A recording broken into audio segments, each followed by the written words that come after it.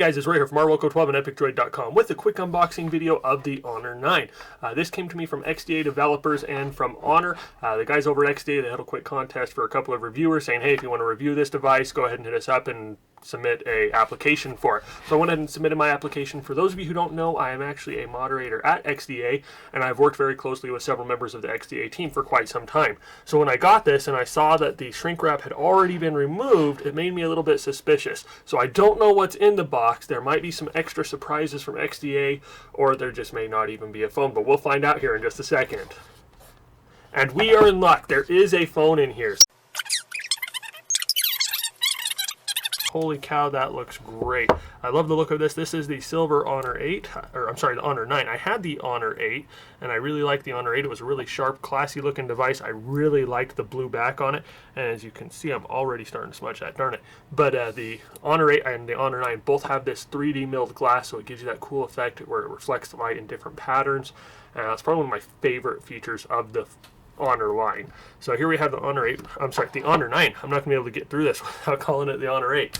But the Honor 8 was one of the phones I said it was the sexiest phone ever, and I would say that this one is a very close contender. It looks awesome.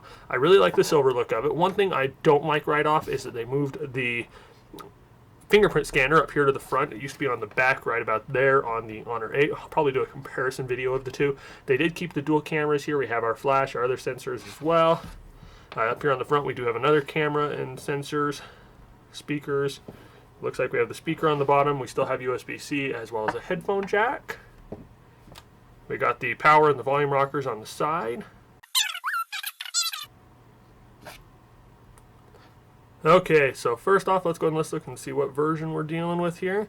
So this is the Honor 9, and it is coming with EMUI 5.1. That's based on Android Nougat or 7.0. This looks really nice. I mean, it's really snappy. I love the feel of this. It is a 1080p screen, so it isn't your best screen. It's not going to be the sharpest screen, but a couple of things I've read say that they did that in order to maintain the usability, to allow the device to still be snappy and responsive no matter what. And I can tell you, so far it's already very responsive. It does look like it's pretty standard as far as EMUI goes. I mean, you have everything here that you have everywhere else.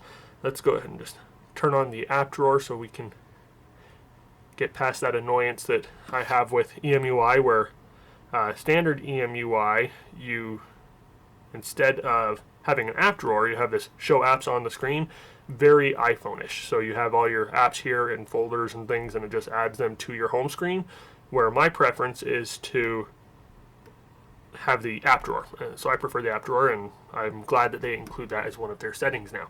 It's not something they included in earlier versions of EMUI.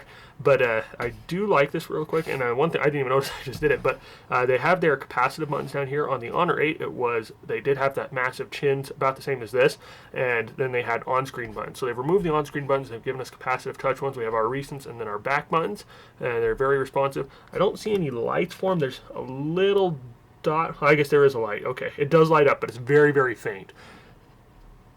But they are very responsive, and everything seems to be working very smoothly. As far as bloat goes, it does come with a lot of bloat.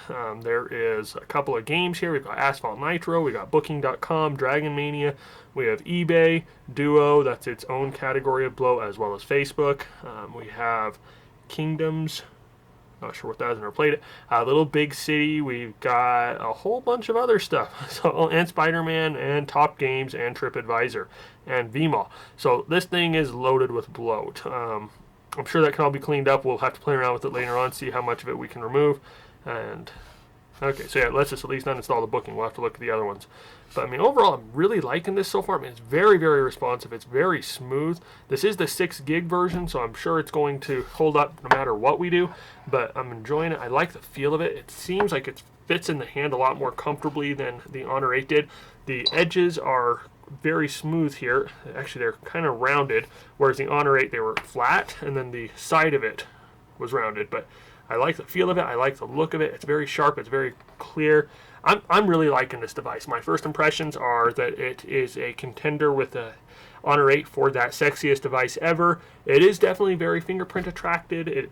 I mean, as you can see here, I mean, I haven't been holding it for very long, and there's already a bunch of fingerprints on there, so I'll have to put a clear case on that or carry around a rag. It's very responsive. It does ship with the latest version of EMUI. I mean, so far, no complaints whatsoever. We're going to dive into this a little bit deeper. We're going to have a full review here coming up in the near future. So first and foremost, I want to throw a huge shout out and a thank you to XDA developers and to Honor. Thank you for the opportunity to review this device. I'm looking forward to it, and I'm looking forward to using it. I absolutely loved my Honor 8, and it was one of my primary devices for an extended period of time, and it was actually my favorite device of 2016. And so this is definitely going to be in the running for that so far. I mean, I'm already liking it, and I'm excited to be using it here some more. But if you guys have any questions you want us to cover in our review video, or have anything you want us to look at, please feel free to hit us up in the comments down below, and we'll do our best to answer those for you. If you guys don't already, please remember to subscribe to us on Twitter and YouTube so you can stay up to date with all of our latest content. And as always, just want to tell you guys thank you for watching, thank you for all your support, and you all have an awesome day.